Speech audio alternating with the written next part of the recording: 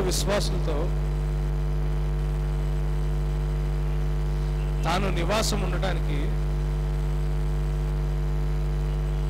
ఒక పరిశుద్ధమైన మందిరాన్ని ఆయన నిర్మిస్తున్నాడు అన్న విషయాన్ని నేర్చుకుంటా ఆ మందిరంలో మనం యాత్రికులుగా మనం ఒక పరిశుద్ధమైన యాజకులుగా మనం జీవిస్తున్నాం అనే విషయాన్ని తెలుసుకుంటా యాజకత్వంలో మనకున్న బాధ్యతలు ఏంటో మనం నేర్చుకుంటా ఆ యాజకులుగా జీవించే మనము క్రీస్తుతో పోలిన జీవితాన్ని కలిగి ఉండాలనే విషయాన్ని మనం నేర్చుకుంటా ఉన్నాం.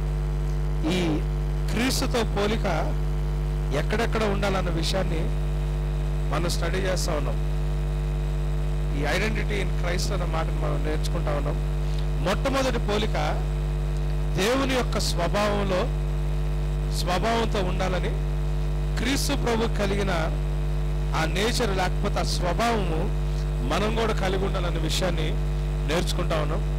రెండవదిగా యేసు ప్రభుకి కలిగిన జీవితము లేకపోతే యేసు ప్రభులో ఉన్న జీవము మనకి కూడా ఉండాలన్న విషయాన్ని మనం నేర్చుకుంటున్నాం.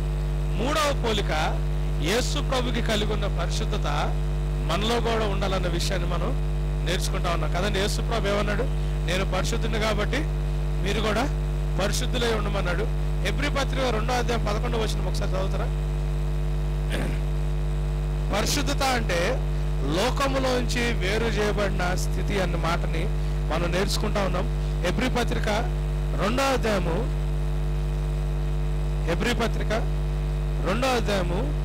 11వ వచనంలో ఏమని రాయబడిందంటే